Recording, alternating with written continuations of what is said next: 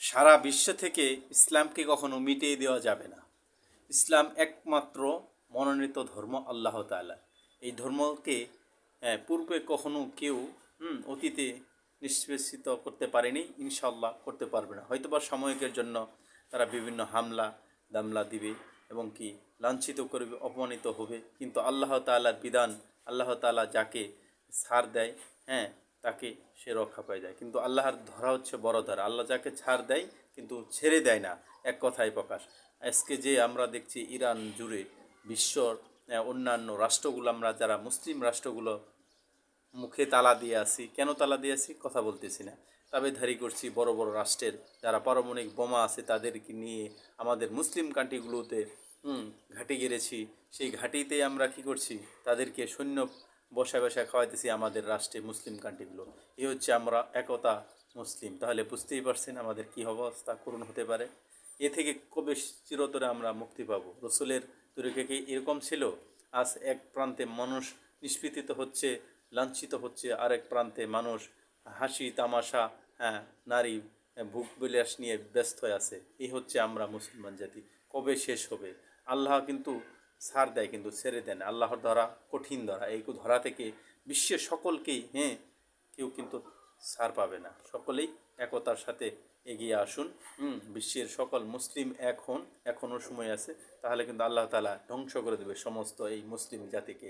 আল্লাহর ধরা থেকে যদি বাঁচতে চান, আজই আমাদের সমস্ত মুসলিমকে এক হতে হবে, হাতে হাত রেখে সত্যের পথে এগিয়ে যেতে হবে। না, মুসলমান কখনো মানুষের ধ্বংস চায় না।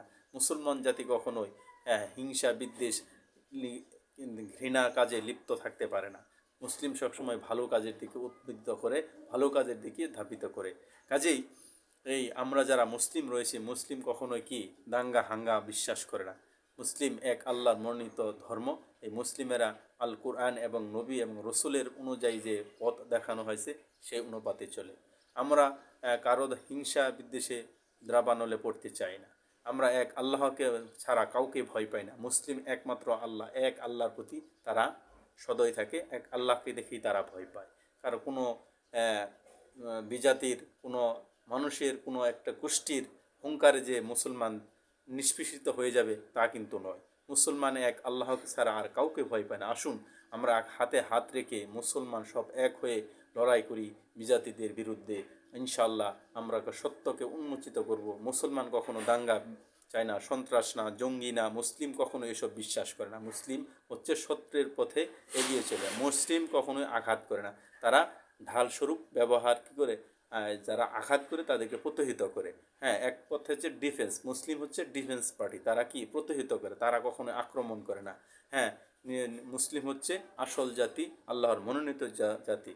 কাজে এই কথাগুলো যে বলছিলাম যাদের কাছে পৌঁছবে অবশ্যই ছড়িয়ে ছিটিয়ে দিবেন। আজ যে বিশ্বের যে অবস্থা দাবানল সৃষ্টি হয়ে গেছে, মানুষ মরে হাহাকার হয়ে যাচ্ছে, সাধারণ মানুষ মারা যাচ্ছে, মুসলমান দাঙ্গা করছি, এ কি আমরা ফায়দা পাচ্ছি? না, আমরা নিজেরা নিজের ধ্বংস নিয়ে আসতেছি। ফায়দা লুটতেছে বিজাতিরা।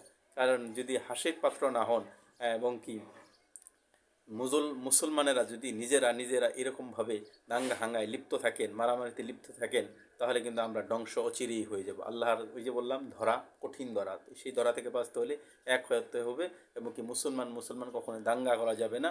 এক হয়ে আল্লাহর যে আদেশ নির্দেশে সেটা মেনে চলে সামনে এগিয়ে যেতে হবে ইনশাআল্লাহ।